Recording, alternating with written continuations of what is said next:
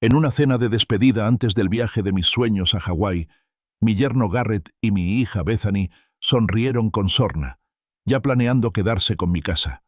Incluso mi nieto Leo estaba aterrorizado por mí.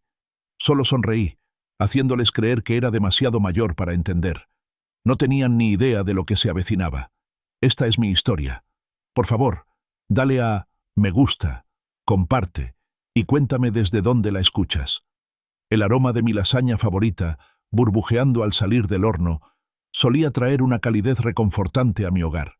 Esta noche, sin embargo, se mezclaba con un frío que no lograba identificar. Se suponía que sería una cena de celebración, una despedida de mi tan esperado viaje a Hawái. Tenía las maletas hechas. Mi espíritu rebosaba de alegría ante la perspectiva de playas doradas y un sol infinito. Pero mientras observaba a mi familia alrededor de la mesa, una sutil disonancia comenzó a vibrar. Mi nieto Leo, normalmente un torbellino de energía y charlatanería, permanecía inusualmente callado. Su pequeño cuerpo parecía encogerse en la silla. Al acercarme para ofrecerle otro trozo de pan de ajo, su vocecita, trémula y apenas audible, me rozó la oreja. «Abuelo», susurró con los ojos abiertos y preocupados, «papá planea quitarte la casa en cuanto vueles a Hawái». Las palabras me impactaron como un golpe fantasma, una descarga fría y aguda en medio del alegre tintineo de los cubiertos. Me enderecé, con el corazón dando un vuelco, pero logré mantener una expresión serena. No podía ser, ni mi yerno, ni mi hija. Al otro lado de la mesa, Garrett, mi yerno, parecía deleitarse con un aire casi triunfal. Levantó su copa de vino, con una sonrisa de suficiencia dibujada en el rostro. «Por la familia», anunció, con la voz un poco demasiado alta, «y por la aventura hawaiana de Arthur». Bethany, mi hija, se hizo eco de su sentimiento, con una risa forzada escapando de sus labios, un sonido que sonó frágil y hueco. Mantuvo la mirada fija en su plato, retorciendo la servilleta en un nudo apretado, evitando mi mirada. Leo, mientras tanto, empujaba su pizza intacta alrededor del plato, sintiendo claramente que se le había acabado el apetito. Garrett continuó. Sus palabras pretendían ser tranquilizadoras, pero parecían amenazas apenas veladas. «No te preocupes por nada, Arthur», dijo, con un gesto de desdén. «Nos aseguraremos de que todo funcione a la perfección aquí mientras no estés. La casa estará en buenas manos». Su familiaridad con mi hogar, su despreocupada toma de control, me pareció invasiva, una intrusión mucho antes de que me fuera. Hablaba de mi casa como si ya fuera una posesión compartida, no como mi santuario, el lugar donde había construido mi vida durante décadas. Bethany, normalmente tan serena, parecía agitada. Sus preguntas eran como un aluvión de preguntas, con la voz anormalmente aguda. «¿Te acordaste de retener tu correo, papá?», preguntó, con la mirada nerviosa. «¿Y quién va a regar tus plantas? Ah, y las facturas. ¿Has arreglado que se paguen automáticamente?». Cada pregunta, aparentemente inocente, parecía cargada de una intención subyacente, un intento apenas disimulado de evaluar las bases para su supuesta toma de control. Durante toda la comida, Garrett no dejaba de mirar su teléfono, con el pulgar recorriendo la pantalla con una intensidad febril. De vez en cuando extendía la mano, dejándola apoyada en el respaldo de mi silla, un gesto posesivo que me ponía los pelos de punta. Sentía que estaba reclamando su territorio, marcando su lugar, incluso estando yo sentada allí. Mientras servían el postre, una tarta de manzana casera que ahora sabía a ceniza en mi boca, la pequeña mano de Leo encontró la mía debajo de la mesa. Su agarre era sorprendentemente firme para un niño de su edad, casi desesperado. Bajé la vista y vi lágrimas brotar silenciosamente de sus ojos, trazando caminos por sus mejillas sonrojadas. «Abuelo», susurró de nuevo, con la voz quebrada esta vez. «Papá le dijo a mamá que te van a quitar la casa. Dijo que eres demasiado mayor y no podrás hacer nada al respecto». La cruda verdad de sus palabras impactó de forma devastadora. La crueldad despreocupada de la evaluación de Garrett, dirigida a mi propia hija, a mí, en mi casa. Se me heló la sangre, pero me obligué a respirar con normalidad. Un momento después, oí pasos acercándose al arco del comedor. Era Bethany, que volvía de la cocina con café. Solté la mano de Leo al instante, manteniendo una fachada tranquila, mi rostro una máscara de compostura educada, aunque por dentro se avecinaba una tormenta. Bethany hizo una pausa, recorriendo la mesa con la mirada, y luego observó el rostro surcado por las lágrimas de Leo. «Leo, cariño, hora de dormir», dijo con voz tensa, un poco demasiado rápido. Prácticamente lo empujó escaleras arriba, con la mano firme en su espalda. Mientras subía, se arriesgó a mirarme de reojo, con una mezcla desgarradora de miedo y desesperada esperanza en sus jóvenes ojos, suplicándome en silencio que lo entendiera, que lo arreglara de alguna manera. Garrett, tras terminar su pastel, se levantó de la mesa. Se disculpó, no para ir al baño, sino a la habitación de invitados, una habitación que, durante las últimas semanas, se había transformado poco a poco en su improvisada oficina en casa. Salió un momento después, agarrando su elegante maletín de cuero con gesto protector, como si contuviera los planos de su gran plan. Se detuvo en la puerta principal, con la mano en el pomo. «Bueno, Arthur», dijo, volviéndose hacia mí, con una sonrisa aún más amplia. «Disfruta del paraíso. Quizás te tengamos alguna sorpresa cuando vuelvas». Sus ojos brillaron con malicia cómplice, una amenaza apenas disimulada disfrazada de broma amistosa. La puerta principal se cerró con un clic, dejando tras de sí un silencio opresivo.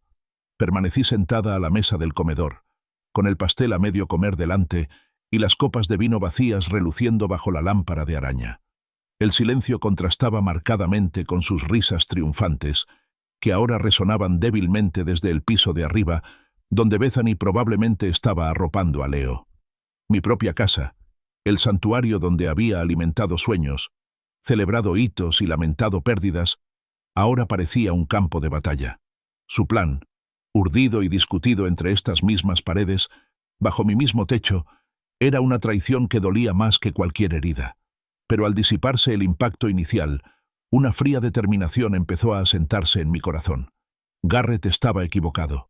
Terrible y completamente equivocado. Puede que tuviera 72 años, pero estaba lejos de ser demasiado viejo. De hecho, tenía la edad justa para haber aprendido un par de cosas sobre cómo defenderme. Dormir fue un lujo que no podía permitirme esa noche. El susurro trémulo de Leo se repetía sin cesar en mi mente. «Papá planea quitarte la casa». Cada crujido del suelo, cada sirena lejana, se amplificaba. Una banda sonora para la ansiedad y la ira justificada, que me mantenían clavada en la cama.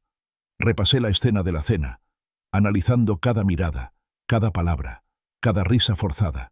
Todo estaba allí, al descubierto ahora a la luz de la inocente confesión de Leo. Las piezas del rompecabezas encajaron, formando una imagen de traición tan vívida que me revolvió el estómago. Exactamente a las 6 de la mañana, mientras los primeros destellos del amanecer iluminaban el cielo, cogí el teléfono. Mi dedo dudó solo un instante antes de marcar el número de la aerolínea. Una voz amable y automática me saludó. «Necesito cancelar mi vuelo a Honolulu», dije con voz firme, sin delatar mi agitación interior. El agente me informó de la tarifa de cancelación de $1,200. «No hay problema», respondí. La suma me parecía insignificante ante lo que me esperaba. Emergencia personal. Mi escapada soñada a Hawái, que llevaba años preparándose, se desvaneció con solo pulsar unas teclas, pero una nueva misión, mucho más urgente, la había reemplazado. A las 8 de la mañana, el aroma a tocino chisporroteante y huevos revueltos inundaba la cocina. Bethany entró, todavía en pijama, frotándose los ojos para desvelarse, y se quedó paralizada. Se quedó boquiabierta. «¿Papá?», balbuceó, con la voz cargada de sorpresa. «Pensé que ya te habrías ido. Tu vuelo salía temprano esta mañana, ¿verdad?». Su mirada recorrió la cocina, como buscando una explicación, una señal de que yo era solo un fantasma. Me aparté de la estufa con una sonrisa plácida. «Solo me apetecía otro de mis famosos desayunos caseros antes de irme», dije, removiendo los huevos con deliberada lentitud. No me pude resistir. La explicación, simple y casera, pareció pillarla desprevenida. Asintió lentamente, aún con cara de desconcierto, y luego se dirigió mecánicamente a la cafetera. Mientras se servía una taza, noté que le temblaban ligeramente las manos. El tintineo de la cerámica contra la máquina era el único sonido en el tenso aire matutino. Momentos después, entró Garrett, vestido para ir a trabajar, con su habitual arrogancia evidente incluso en su estado de sueño. Se detuvo en seco en la puerta, entrecerrando los ojos al observarme. La sorpresa inicial en su rostro se transformó rápidamente en una expresión calculadora, un destello casi depredador. «Arthur», dijo, forzando una sonrisa que no llegó a sus ojos. «¿Llegamos un poco tarde?» Había una sutil indagación en su tono, un intento de calibrar mis intenciones, de ver si su cronograma cuidadosamente trazado seguía su curso. «Decidí saborear la mañana», respondí, volviendo a mis huevos. Sin prisas. Pareció aceptarlo, o quizás fingir. Se tragó rápidamente una tostada y luego agarró su maletín. «Bueno, me voy», anunció, besando a Bethany en la mejilla. Se giró hacia mí, con una sonrisa desconcertantemente amplia. «No te preocupes por nada, Arthur. Nos encargamos de todo». Las palabras eran casi idénticas a las palabras tranquilizadoras de la noche anterior, solo que ahora tenían un peso mucho mayor, una palpable sensación de amenaza. Cuando la puerta principal se cerró con un clic tras Garrett y Bethany llevó a Leo a su campamento de verano, un profundo silencio invadió la casa. Esperé otros 15 minutos, asegurándome de que se hubieran ido de verdad, antes de irme. Mi corazón, que había estado latiendo aceleradamente toda la noche, ahora latía con un ritmo firme y decidido. Caminé hacia la habitación de invitados, ahora la oficina no oficial de Garrett, la misma habitación donde guardaba sus secretos. La puerta estaba entreabierta, prueba de su arrogancia, de su suposición de que estaría al otro lado del Pacífico. Entré. Su maletín, una monstruosidad de cuero negro y elegante, estaba sobre el escritorio, sin llave. Otra muestra de su exceso de confianza. Creía que yo era un anciano decrépito, fácil de engañar y despedir. Me acerqué con manos firmes y la mente despejada. Dentro, entre montones de lo que parecían documentos legales triviales, había una carpeta roja brillante. Estaba etiquetada, en letras negritas y austeras, «Transferencia de propiedad». Me quedé sin aliento, pero mis manos permanecieron firmes al abrirlo. En ese instante, los años de tranquilo retiro se desvanecieron. La mente analítica que había perfeccionado durante mis décadas como juez, analizando pruebas, sopesando testimonios y diseccionando motivos, resurgió con nítida claridad. Esto ya no era personal. Era un caso. El primer documento era un poder notarial que le otorgaba a Garrett pleno control sobre mis bienes. Mi firma estaba allí, inquietantemente precisa, un testimonio escalofriante de hasta dónde había llegado. Pero yo sabía que no era así. La fecha del documento era el 14 de agosto, una fecha que recordaba perfectamente de cuando estaba en Miami visitando a mi hermana. Una firma falsificada. El segundo documento era aún más condenatorio. Un contrato de compraventa de mi casa. El precio anunciado era de $670.000. Mi casa, en este mercado en auge, valía fácilmente $800.000, quizá más. Una venta rápida, una ganancia significativa, todo a mi costa. El comprador figuraba como Cornerstone Property Solutions, LLC. Una empresa fantasma, sin duda, diseñada para ocultar su participación. ¿Y la fecha de cierre? Apenas 3 días después, mucho antes de mi regreso previsto de Hawái. La audacia era impresionante. Saqué mi teléfono y recorrí la pantalla con los dedos. Cada página, cada detalle, cada prueba incriminatoria, estaba meticulosamente fotografiada. Me acerqué a las notas manuscritas de Garrett, garabateadas en los márgenes. Referencias a transferencias bancarias, menciones a cuentas en el extranjero, un escalofriante vistazo a la profundidad de su plan fraudulento. No se trataba de una simple traición. Era una empresa criminal en toda regla. Una vez capturados todos los documentos, los devolví cuidadosamente a su lugar original en el maletín, asegurándome de que estuvieran intactos. Luego me retiré a mi estudio, mi improvisada sala de guerra. Revisé las fotos, con la mente acelerada. Comprendí que un arresto no sería suficiente. No se trataba simplemente de enviar a Garrett a la cárcel. Se trataba de justicia. Una victoria completa e innegable que no dejaría lugar a dudas ni a la revancha. Se trataba de recuperar mi vida, mi hogar y mi dignidad. Se trataba de demostrarles que demasiado viejo significaba demasiado experimentado. Abrí mi portátil. La pantalla reflejaba mi mirada decidida. Era hora de buscar un notario. Con los documentos falsificados grabados a fuego en mi memoria, mi siguiente paso era crucial. No solo necesitaba pruebas, necesitaba desarmarlos legalmente antes de que pudieran dar su siguiente paso. Encontré Daniel Miller Notary Services en línea, una pequeña firma independiente con buenas reseñas. Marqué el número con voz tranquila y mesurada. «Señor Miller», comencé, «necesito hacer una declaración bajo juramento hoy. Es urgente.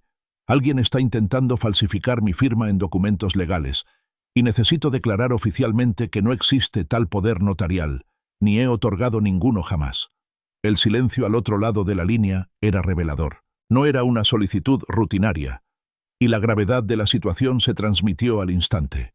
Más tarde esa mañana, mientras Garrett entraba en la cocina, tarareando para sí mismo, probablemente imaginando un mundo sin mi presencia, se detuvo en seco. Su tenedor, cargado de huevos revueltos, se congeló en el aire. «¿Arthur?», exclamó con una mezcla de incredulidad y alarma apenas disimulada. «Pensé que ya estarías sobre el Pacífico. ¿Qué haces aquí?». Su rostro palideció mientras me miraba fijamente. Sus ojos delataban un pánico repentino y desesperado. Di un sorbo lento a mi café, saboreando el momento. «Bueno, Garrett», dije, con una leve sonrisa en los labios, «simplemente no me sentía bien esta mañana. Una premonición, quizás. Decidí posponer el viaje un par de semanas. No hay nada de malo en ello, la verdad». Lo observé atentamente, disfrutando de la lenta y dolorosa comprensión que se asomaba a sus ojos. La cronología cuidadosamente trazada de su traición acababa de desmoronarse. Forzó una sonrisa sombría, una contorsión enfermiza de sus rasgos. «Oh», logró decir, aclarándose la garganta. «¿Te encuentras bien, Arthur? ¿Todo bien?». La fingida preocupación era casi risible, un intento desesperado por ocultar el pánico puro que ahora se reflejaba en su mirada.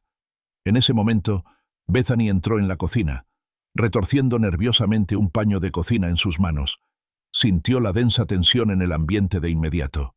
«¿Papá?», preguntó con la voz cargada de confusión. «Pero llevas meses planeando este viaje. Estabas tan emocionado». Sus palabras, que pretendían ser una pregunta inocente, solo sirvieron para resaltar la interrupción que yo había causado en su gran plan. Garrett, incapaz de mantener su fachada, se puso visiblemente agresivo. Golpeó el tenedor sobre la mesa con un golpe seco en la silenciosa cocina. «¿Y qué hay de tus reservas?», insistió, alzando la voz. «¿El hotel? ¿Las excursiones? Perderás todo ese dinero, Arthur. No es reembolsable». Intentó usar la pérdida financiera como palanca, pero me mantuve inflexible. «He tomado una decisión, Garrett», dije con firmeza, con voz tranquila pero firme. «Hay cosas más importantes que unos pocos dólares». Intentó desde diferentes ángulos, expresando su preocupación por el dinero malgastado, la ventana de tiempo perfecta que estaba perdiendo, incluso lamentando la oportunidad perdida para relajarme. Cada intento era un esfuerzo transparente para hacerme reconsiderar, para que volviera a caer en su trampa meticulosamente planeada. Simplemente lo miré por encima del borde de mi taza de café, con un brillo de complicidad en los ojos. «Estoy segura de que tenías planes para mi ausencia, Garrett», dije, con la voz llena de fingida sinceridad. «Qué considerado de tu parte preocuparte tanto». El pánico manifiesto en sus ojos era inconfundible ahora. Estaba acorralado, y lo sabía. A las 10 en punto, me encontré con Daniel Miller en su oficina. Era un hombre distinguido, de porte amable pero serio. Le expliqué mi inusual solicitud, explicándole mi sospecha de un poder notarial falso. «Declaro bajo juramento que nunca he otorgado, ni otorgaré, un poder notarial a Garrett Davis ni a Bethany Davis respecto a mis bienes», expliqué. Me escuchó atentamente, asintiendo ocasionalmente, reconociendo la gravedad de mi situación. Tras jurar formalmente mi declaración, la certificó, selló y me entregó 3 copias oficiales impecables. Esta fue mi primera protección, un baluarte legal contra su fraude. Desde la notaría, fui directamente al despacho de Sarah Jenkins, una abogada perspicaz especializada en derecho inmobiliario y disputas entre inquilinos. Le expliqué mi situación, centrándome inicialmente en el aspecto más simple y menos incriminatorio: cómo desalojar a los inquilinos a voluntad, refiriéndome a Bethany y Garrett, quienes habían estado viviendo en mis habitaciones de invitados sin pagar alquiler durante los últimos meses, supuestamente para ayudarme. Ella confirmó que, según la ley de Florida, si no había un contrato de arrendamiento formal ni se pagaba el alquiler, podía emitir un aviso de desalojo por escrito con 15 días de antelación. Esta información fue crucial. Luego, abordé con cautela el tema de la protección de activos contra el fraude, sin mencionar nombres explícitamente todavía. Le presenté el escenario hipotético de un poder notarial falsificado y una venta fraudulenta de una propiedad. Me advirtió que sería esencial presentar documentación completa y un informe policial si tenía pruebas concretas de fraude. Le di las gracias, con la mente ya en marcha, planeando la siguiente fase de mi contraataque. De vuelta en casa, la casa aún se sentía pesada con la energía frustrada. Regresé a la oficina de Garrett. Esta vez, saqué mi teléfono de nuevo, asegurándome de que la función de marca de tiempo estuviera activada. Refotografié meticulosamente cada página de los documentos falsificados, creando un registro digital verificable. Luego, imprimí copias físicas, guardando tanto la evidencia digital como la impresa en una caja fuerte ignífuga. La documentación era crucial. No dejaría lugar a dudas. Esa noche, mientras la casa se sumía en un silencio engañoso, volví a la oficina de Garrett por última vez. Detrás de un estante lleno de libros de derecho polvorientos, escondido y casi invisible, coloqué con cuidado una pequeña grabadora activada por voz. Su diminuto micrófono era increíblemente sensible, diseñado para captar incluso los susurros más bajos. Comprobé su alcance, asegurándome de que abarcara no solo las conversaciones dentro de la habitación, sino también cualquier llamada telefónica que Garrett pudiera hacer o recibir. La encendí. Su discreto indicador luminoso parpadeó una vez antes de desaparecer. La trampa estaba tendida, un centinela silencioso esperando capturar sus confesiones. Salí de la habitación, cerrando la puerta con llave, con una sensación de satisfacción sombría. El ambiente en mi casa había pasado de una tensión latente a una farsa desconcertante. Garrett, frustrado en su plan inicial, había cambiado de táctica. A la mañana siguiente, durante el desayuno, empezó sutilmente. «Sabes, Arthur, estas escaleras tuyas son bastante empinadas. Subir y bajar todo el día debe ser un poco excesivo. ¿Has considerado alguna vez un buen piso de una sola planta? Mucho más cómodo para las rodillas». Su tono era engañosamente informal, pero la intención subyacente era clara. Estaba sembrando dudas, intentando minar mi confianza en mi propio hogar. A la hora del almuerzo, un folleto brillante de Serene Meadows Assisted Living Communities apareció misteriosamente en la encimera de la cocina. Cuando lo recogí, Garrett apareció, fingiendo sorpresa. «¿Ah, eso?», rió entre dientes, descartándolo con un gesto de la mano. «Solo son unos folletos informativos que recogí. Pensé que podrían ser interesantes, ya sabes, para futuras consultas. Nunca está de más mirar hacia adelante». La insinuación era inequívoca. «Tu futuro no está en esta casa». La cena trajo a Bethany al lío. Su voz, normalmente tan fuerte, ahora tenía una fingida fragilidad. «Papá», empezó, con los ojos abiertos, esperando que pareciera preocupación, «Garrett y yo hemos estado hablando. Solo nos preocupa que vivas aquí solo. Esta casa tan grande es mucho que gestionar, ¿verdad? Quizás deberíamos considerar otras opciones. O, si es demasiado, podríamos mudarnos. Ya sabes, para darte un poco de paz y tranquilidad». La sugerencia, con la intención de manipularme, solo reafirmó mi convicción. No se mudarían. Me mudarían a mí. Garrett intervino con voz desbordante de condescendencia. «Exactamente. ¿Y recuerdas cuando batallaste con ese saco de tierra para el jardín, Arthur? Ya no te resulta práctico levantar tanto peso. Esta casa es demasiado grande para una sola persona, sobre todo para alguien de tu avanzada edad». Sus palabras fueron un ataque directo a mi autonomía, a mis capacidades, a mi derecho a vivir en mi propia casa. Apreté la mandíbula, pero mantuve la voz serena, negándome a darles la satisfacción de verme visiblemente alterada. «Garrett», dije, con la mirada fija en él, «soy perfectamente capaz de gestionar mis propios asuntos, mi hogar y mi vida. Yo construí esta casa y seguiré viviendo en ella». Bethany, siempre con la mano suave, intervino rápidamente. «Papá, solo intentamos planificar con antelación. Se trata de ser realista. No te estás haciendo más joven, y solo queremos lo mejor para ti. Leo, bendito sea, permaneció en silencio todo el tiempo, con la mirada fija en su plato, evitando cuidadosamente mi mirada, como si temiera reconocer las insidiosas corrientes subyacentes. Esta conversación ha terminado, declaré, apartando la silla. No me muevo, y no voy a seguir hablando de esto.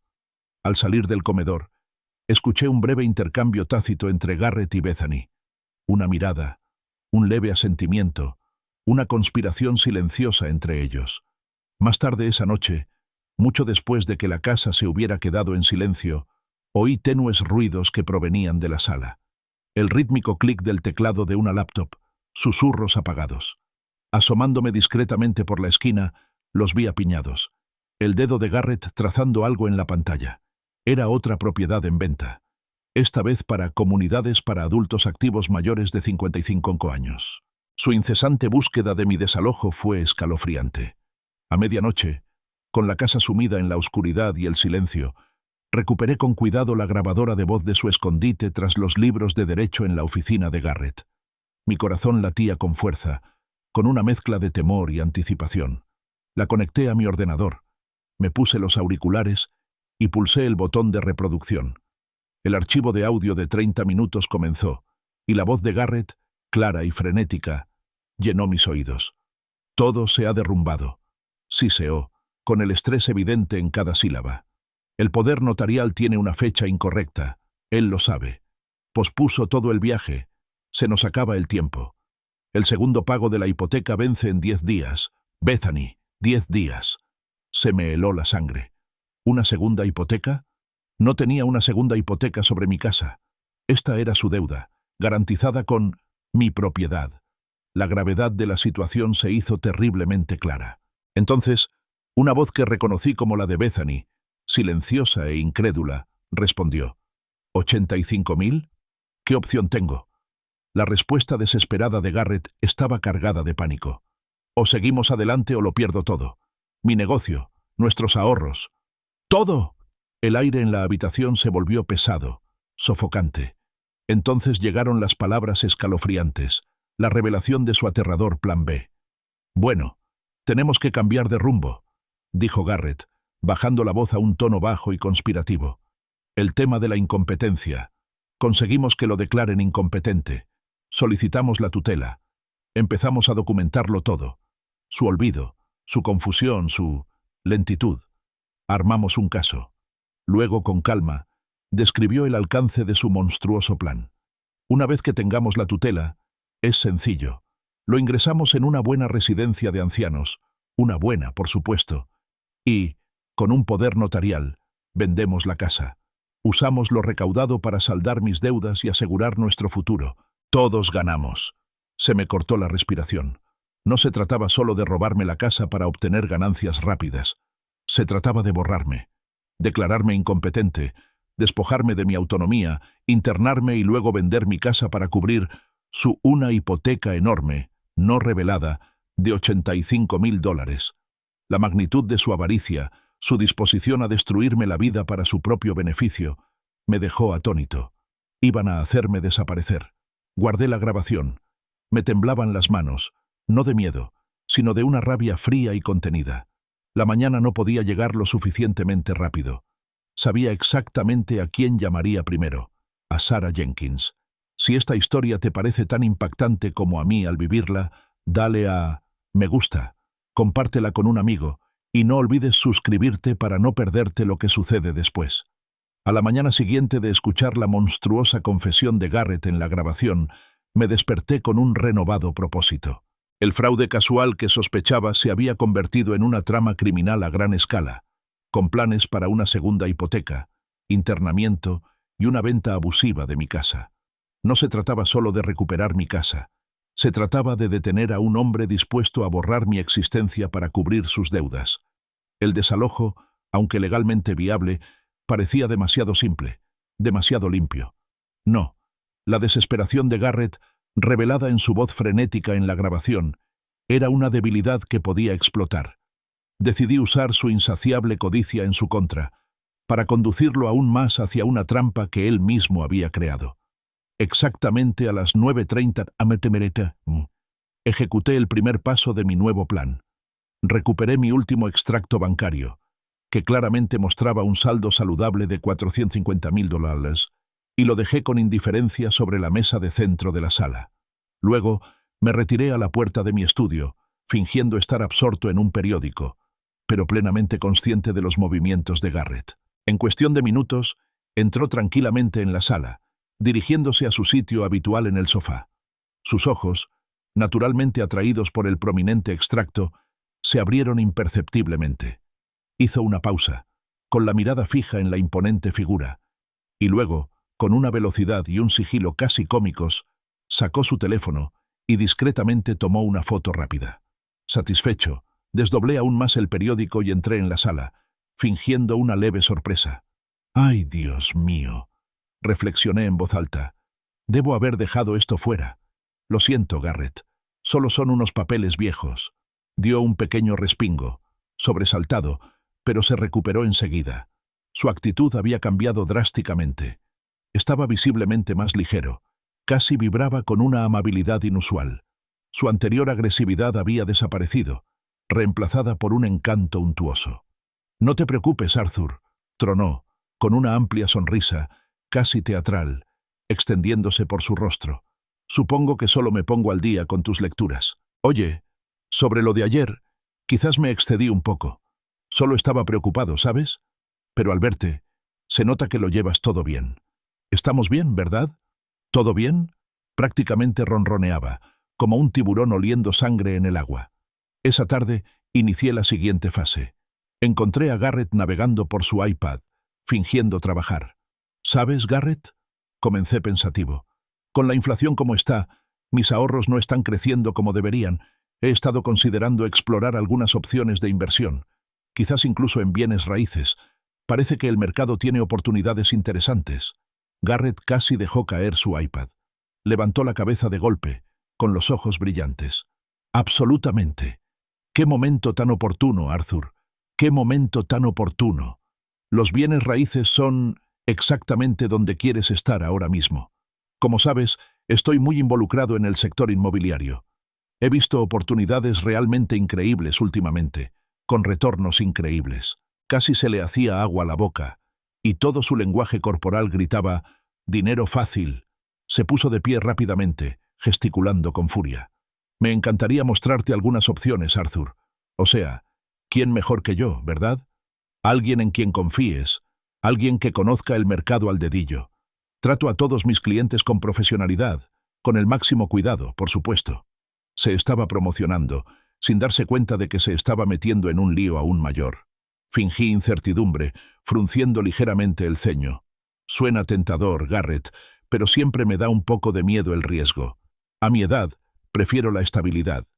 Se burló, desestimando mis preocupaciones con un gesto. «¿Riesgo? Arthur, invertir no es riesgo si sabes lo que haces. Y créeme, tengo un don para descubrir joyas ocultas, propiedades infravaloradas con potencial de crecimiento significativo». Rápidamente, sacó algunas propiedades caras en su iPad, propiedades llamativas con precios elevados, insinuando sutilmente lo que podría hacer con tan solo $450,000. Ya no solo pensaba en mi casa, estaba considerando todos mis ahorros. Reflexioné, fingiendo considerarlo. Quizás debería consultar esto primero con mi asesor financiero. Normalmente él se encarga de todas mis inversiones. Un breve destello de pánico cruzó el rostro de Garrett, rápidamente disimulado por otro gesto de desdén. «Ay, Arthur, los asesores financieros son tan caros y tan lentos. Para cuando se ponen a ello, las mejores oportunidades ya se han ido. Tienes que actuar rápido en este mercado.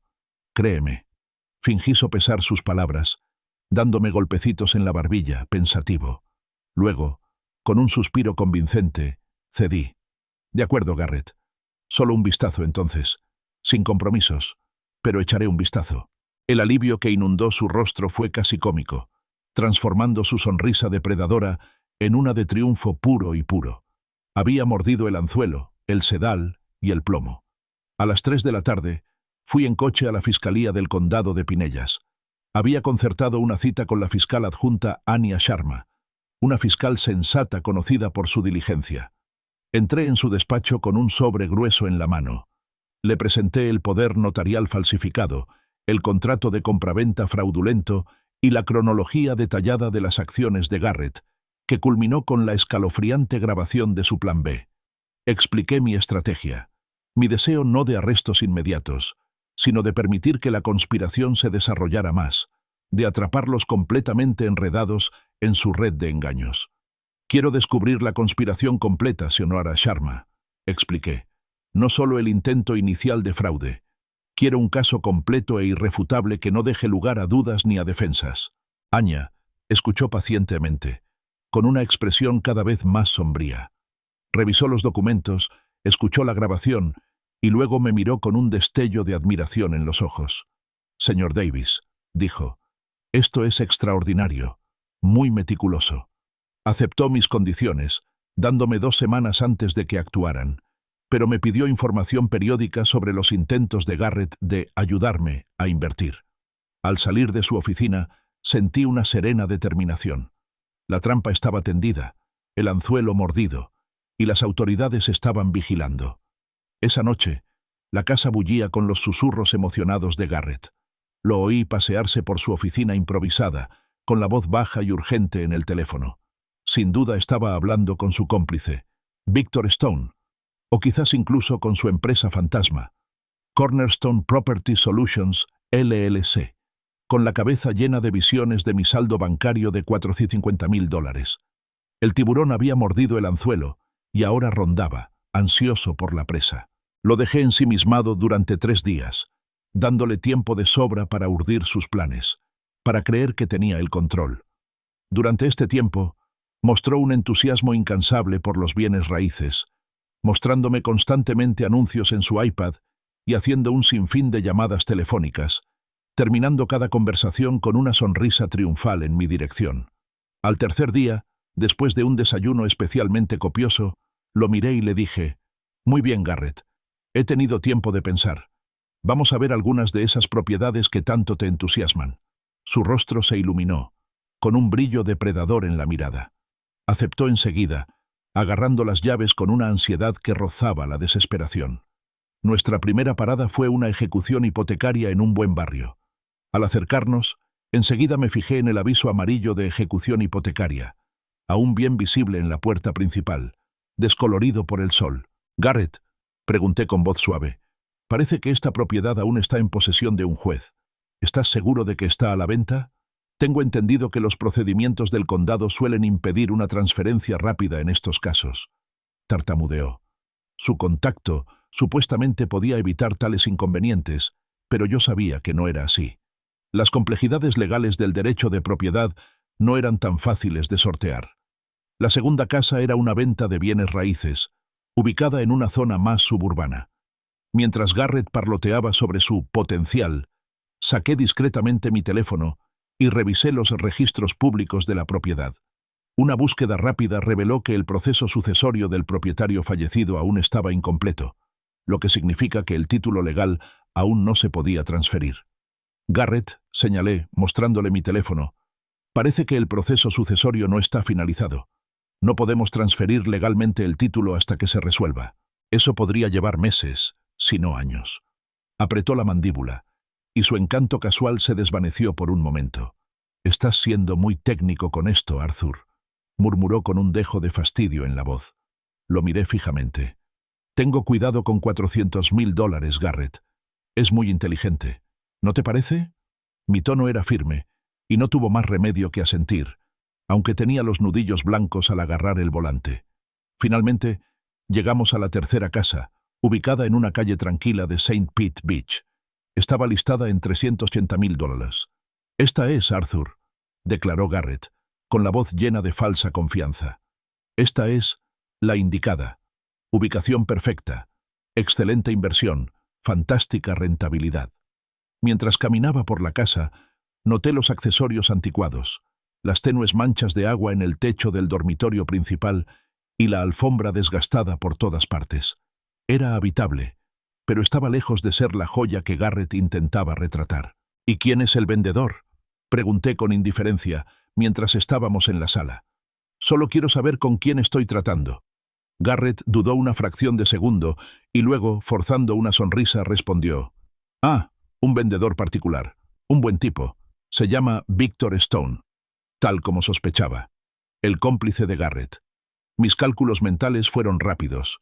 Basándome en ventas comparables en la zona y considerando las actualizaciones necesarias, esta casa estaba sobrevalorada. Valía, como mucho, 280.000. Garrett intentaba vendérmela por un margen de 100.000. Su desesperación lo estaba llevando al robo.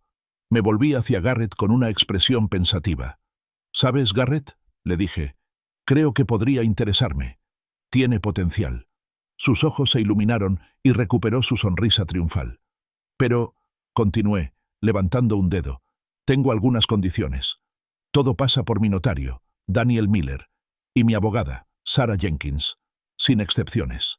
Ellos se encargan de todo el papeleo, de todos los controles». La sonrisa de Garrett se congeló. Su rostro palideció. «Arthur», comenzó con voz tensa, «eso es innecesario. Mis contactos son perfectamente capaces y solo añadirá muchos honorarios y retrasos. Podemos hacerlo mucho más rápido, mucho más fluido, sin toda esa burocracia». «Esas son mis condiciones, Garrett», dije con voz firme e inquebrantable. «¿Lo tomas o lo dejas?». Discutió, suplicó, intentó todos los trucos posibles, pero me mantuve firme. Finalmente, derrotado, murmuró: «De acuerdo, hablaré con Victor Stone». Tenía los nudillos blancos sobre el volante mientras me llevaba a casa, mientras su plan, cuidadosamente elaborado, se desmoronaba a su alrededor. A la mañana siguiente, Daniel Miller y Sarah Jenkins estaban trabajando en el caso. Con unas cuantas llamadas telefónicas y una rápida búsqueda en los registros públicos, confirmaron mis sospechas. La propiedad de St. Pete Beach no era propiedad directa de Victor Stone, sino de una empresa llamada Sunset Properties, LLC. Y, para su sorpresa, una rápida comparación reveló que Garrett Thorne, mi yerno, era socio del 15% de Sunset Properties, LLC. Un flagrante conflicto de intereses, un claro intento de defraudarme. La voz de Sarah Jenkins era brusca, sin ningún tono amable. «Señor Davis», dijo, «esto no solo es poco ético, sino ilegal. Un agente inmobiliario que intenta vender una propiedad en la que tiene un interés no declarado, especialmente a un familiar al que supuestamente asesora, esos son múltiples delitos, sin mencionar el otro fraude que ha descubierto». Me informó que estaba obligada a informar de esto a la Comisión Estatal de Bienes Raíces de inmediato. La red se estaba cerrando. Con todo listo, organicé que Leo pasara la tarde en casa de un amigo. Necesitaba que estuviera fuera de la zona, lejos de la tormenta inminente. Luego, llamé a Bethany y a Garrett al comedor. «Reunión familiar», anuncié con voz tranquila, casi inquietante en su serenidad. Al entrar, señalé la mesa del comedor, donde había dispuesto meticulosamente todas las pruebas reunidas. El poder notarial falso, el contrato de compraventa fraudulento de mi casa, los registros de la propiedad de la casa de St. Pete Beach, la declaración notarial de ausencia de poder notarial y una pequeña grabadora de voz de aspecto inofensivo. El escenario estaba listo para la revelación. Garrett y Bethany entraron al comedor con expresiones que mezclaban curiosidad y cierta aprensión. Probablemente esperaban un sermón, una figura paterna decepcionada. No estaban preparados para el juez. Mi voz era fría, formal, completamente desprovista de la calidez que antes daban por sentada. «Siéntense», les ordené, señalando las sillas alrededor de la mesa, que ahora servían como el austero escenario para su juicio. Garrett, siempre el primero en desafiar, hinchó el pecho. «¿De qué se trata todo esto, Arthur? ¿Otro sermón sobre mi negocio?» Mi mirada era firme. «No, Garrett», respondí, cada palabra como un martillazo. «Se trata de tus crímenes, de todos ellos». Bethany jadeó, un sonido agudo y ahogado, y su rostro palideció. Cogí el primer documento, el poder notarial falsificado, con la fecha de fraude resaltada. «Esto», dije, levantándolo, «lleva mi supuesta firma, un documento que le otorga pleno control sobre mis bienes. Usted afirmó que lo firmé, pero nunca lo hice, y como dice mi declaración notarial, estaba en Miami en la fecha en que supuestamente se ejecutó». Hice una pausa, dejando que la insinuación se asimilara. Eso, Garrett, es falsificación. Un delito grave. A continuación, le pasé sobre la mesa los documentos de propiedad de la casa de St. Pete Beach. Y esto, continué, te muestra a Garrett Thorne como socio con el 15% de Sunset Properties LLC, la misma empresa propietaria de la propiedad que intentaste venderme por $100,000 más de su valor de mercado, alegando que era propiedad de tu vendedor privado, Victor Stone. Eso, Garrett, es fraude inmobiliario, conflicto de intereses y prácticas comerciales engañosas. Más delitos graves. El rostro de Garrett era una máscara de furiosa negación. Empezó a levantarse de la silla. «Son solo negocios, Arthur. Todo el mundo hace eso». Pero antes de que pudiera soltar una diatriba, cogí la pequeña grabadora y pulsé el botón de reproducción. La voz frenética de Garrett, desgarrada por la desesperación, llenó el comedor. Todo se ha derrumbado. El poder notarial tiene una fecha incorrecta. Se nos acaba el tiempo. El segundo pago de la hipoteca vence en 10 días. Bethany. 10 días.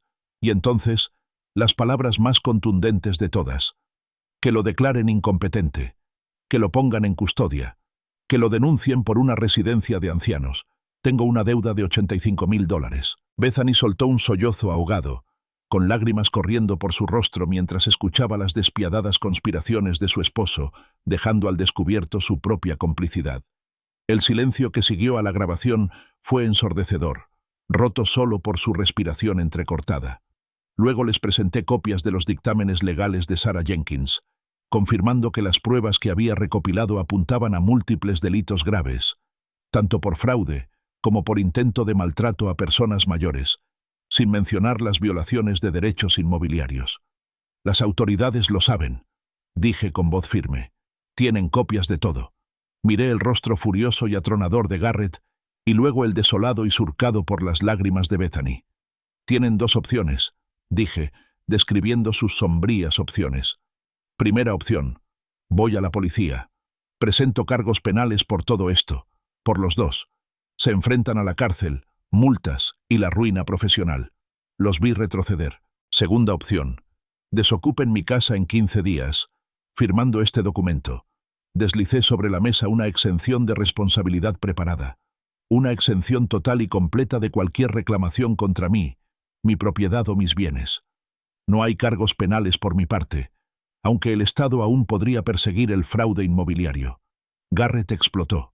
Su silla se estrelló hacia atrás, esparciendo documentos. «¡No pueden hacer esto!», rugió, con el rostro rojo de rabia. «Esta es nuestra casa. Llevamos meses viviendo aquí. Te arrepentirás. Te demandaré, Arthur. Te arrastraré por todos los tribunales del Estado». Rodeó la mesa furioso, con los puños apretados, pero yo permanecí impasible, como una estatua de piedra. «¿Terminaste?», pregunté, mi voz interrumpiendo su furia. «Todo lo que acabas de decir carece de sentido legal. Son inquilinos a voluntad, sin contrato de arrendamiento ni alquiler pagado. Puedo desalojarlos con 15 días de preaviso. Y tus amenazas son solo una prueba más de tus intenciones criminales». Bethany, sollozando desconsoladamente, extendió la mano por encima de la mesa, intentando agarrar la mía. «Papá, por favor», suplicó con la voz ronca por la desesperación. «Podemos arreglar esto. Garrett cometió errores terribles, pero no destruyas a nuestra familia. ¿No recuerdas todos los buenos momentos? ¿Nuestras navidades? ¿Las fiestas? Por favor, papá, por Leo». Invocó todos los recuerdos sentimentales, todo el chantaje emocional que pudo evocar. Mi expresión permaneció inalterada. «Tomaste tu decisión, Bethany, al apoyar este plan. Elegiste traicionarme. Elegiste quedarte de brazos cruzados mientras tu esposo planeaba robarme la casa y declararme incompetente. Las familias no se roban entre sí. Las familias no intentan encerrar a sus mayores. Mis palabras fueron frías, tajantes. Reiteré mi ultimátum sin dejar margen de negociación. 15 días. Si no te vas, presento la orden de desalojo y la denuncia penal simultáneamente. Y para que quede claro, la Fiscalía ya tiene copias de todo, por si decides hacer alguna tontería mientras tanto». Me puse de pie, con mi tarea cumplida, y me retiré al santuario de mi estudio. Desde allí, oía los gritos furiosos de Garrett, interrumpidos por los sollozos desconsolados de Bethany. A pesar de la emoción cruda en el aire, sentí una profunda y serena confianza. La batalla estaba ganada. O eso pensé. A la mañana siguiente, llegó un mensajero con un sobre grueso. Dentro, encontré un documento legal titulado Solicitud de determinación de incapacidad de emergencia. Había sido presentada nada menos que por Garrett y Bethany Davis, acusándome de deterioro mental y solicitando la tutela de mis asuntos. Me temblaban las manos al leer las acusaciones. Su audacia era asombrosa. Estaban lanzando un contraataque directo, usando su monstruoso plan B contra mí. Llamé inmediatamente a Sarah Jenkins. «Pueden retrasarlo, señor Davis», confirmó con voz sombría, «pero no pueden ganar. Es un intento desesperado. Pero prepárese. Su campaña de desprestigio contra usted ha comenzado oficialmente. La entrega de la solicitud de determinación de incapacidad de emergencia no fue solo una maniobra legal, fue una declaración de guerra. Durante la semana siguiente, mi casa se convirtió en un campo de batalla. Garrett y Bethany lanzaron una implacable campaña de guerra psicológica. La música a toda velocidad sonaba desde su habitación, tan alta que interrumpía mi sueño. Escuchaba conversaciones simuladas, convenientemente al alcance del oído, sobre mi supuesta confusión y olvido. Incluso empezaron a susurrar a los vecinos, presentándome como un anciano senil. Lo más doloroso fue su manipulación de Leo. Los vi aleccionándolo, en voz baja, pidiéndole que se mostrara preocupado y que mencionara mis cambios a sus profesores. Me dolía el corazón por mi nieto, atrapado en medio de su cruel juego. Pero con cada incidente inventado, cada susurro engañoso, lo documenté todo meticulosamente, aumentando mi creciente montaña de pruebas. También tomé la precaución de someterme a una evaluación psiquiátrica independiente con la doctora Olivia Reed, una profesional muy respetada. Su informe, entregado unos días después, confirmó que no había evidencia de capacidad disminuida y elogió mi excelente función cognitiva. La audiencia estaba programada para dentro de 2 semanas. 2 semanas de vivir bajo asedio, con mi propia familia intentando volverme loco. Me miré al espejo y vi a un hombre vacío, cansado, pero mi determinación ardía con más fuerza que nunca. Estaba listo. La mañana de la audiencia, vestí impecablemente, con un traje elegante que evocaba mis años en el tribunal. Mi postura era erguida y mi mirada clara. Revisé mis 3 evaluaciones psiquiátricas impecables, junto con las declaraciones escritas de varios vecinos que habían presenciado el acoso de Garrett y Bethany. No solo estaba preparado, estaba armado para la batalla. En el juzgado del condado de Pinellas, Sarah Jenkins y yo nos conocimos. Me saludó con un gesto tranquilizador. Su confianza era contagiosa. Al entrar en la sala, reconocí a la jueza Eleanor Ross, una ex colega de mi época en el tribunal. Su presencia me dio un atisbo de esperanza. Conocía mi reputación y mi agudeza mental. El abogado de Garrett, un hombre astuto y zalamero llamado Stephen King, comenzó su alegato inicial presentándome como un anciano en declive mental, lanzando acusaciones paranoicas contra mi preocupada familia. Fue una actuación bien ensayada, diseñada para desacreditarme por completo. El propio Garrett subió al estrado, adoptando un tono triste y arrepentido. Me describió como errática, agresiva y propensa a hacer declaraciones descabelladas. Incluso presentó algunas fotos manipuladas de lo que él consideraba descuido en la casa, insinuando que no podía cuidar de mí misma. La audacia fue impresionante. Sin embargo, la jueza Ross no se dejó convencer fácilmente. Escuchó atentamente, con expresión indescifrable, antes de ir al grano. «Señor King», intervino, ¿tiene alguna evaluación profesional que respalde estas afirmaciones de capacidad disminuida? Esta fue la señal para Sarah. Se levantó y, con un gesto solemne, presentó mis 3 evaluaciones psiquiátricas periciales, cada una de las cuales afirmaba inequívocamente mi buena salud mental. La jueza las revisó, levantando ligeramente una ceja, lo que delató su escepticismo ante el caso de Garrett.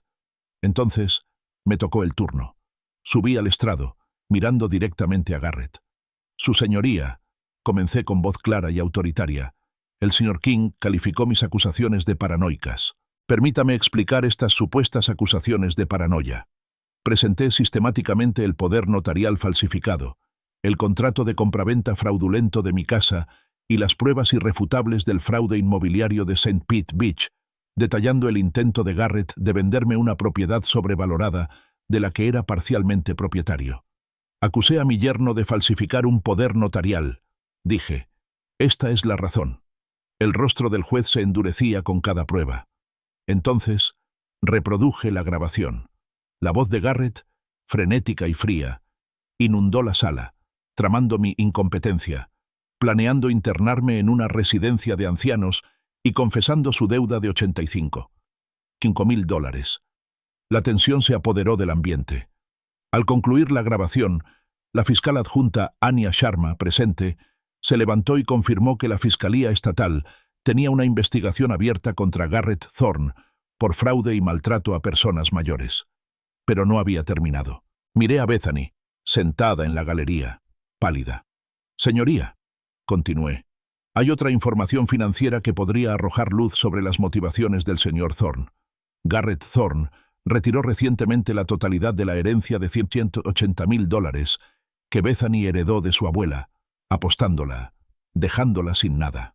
Un grito desgarrador resonó en la sala.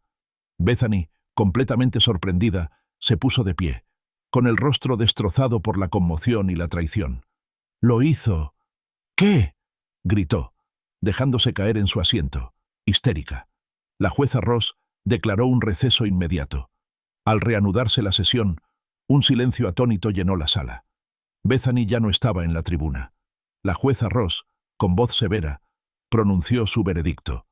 Con base en la abrumadora evidencia presentada, incluyendo múltiples evaluaciones psiquiátricas periciales y las inquietantes admisiones en las pruebas grabadas, este tribunal no encuentra fundamento alguno para cuestionar la competencia del juez Arthur Vance. Se deniega la solicitud de determinación de incapacidad de emergencia. Al caer el mazo, Anya Sharma dio un paso al frente y, con voz tranquila pero firme, arrestó a Garrett Thorne en el acto por falsificación, fraude y robo de identidad.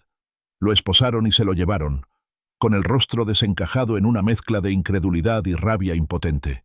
Afuera del juzgado, Bethany, con el rostro hinchado y anegado en lágrimas, se me acercó.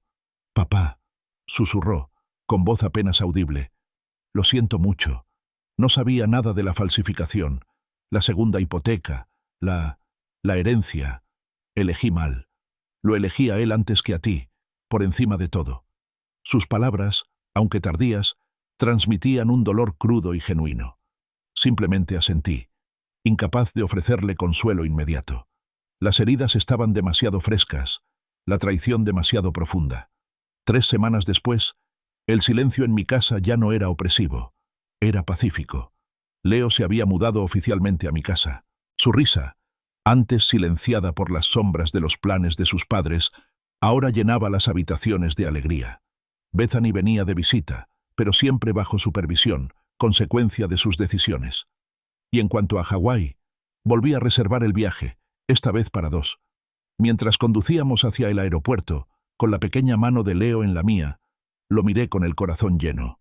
«Leo», dije, «perdonar no significa olvidar, significa elegir seguir adelante. Y a veces, ser diferente no siempre es malo. A veces ese es simplemente honesto». Mientras el avión ascendía llevándonos hacia una nueva aventura, reflexioné sobre la justicia, la sanación y el inesperado y hermoso nuevo comienzo que encontré con mi nieto.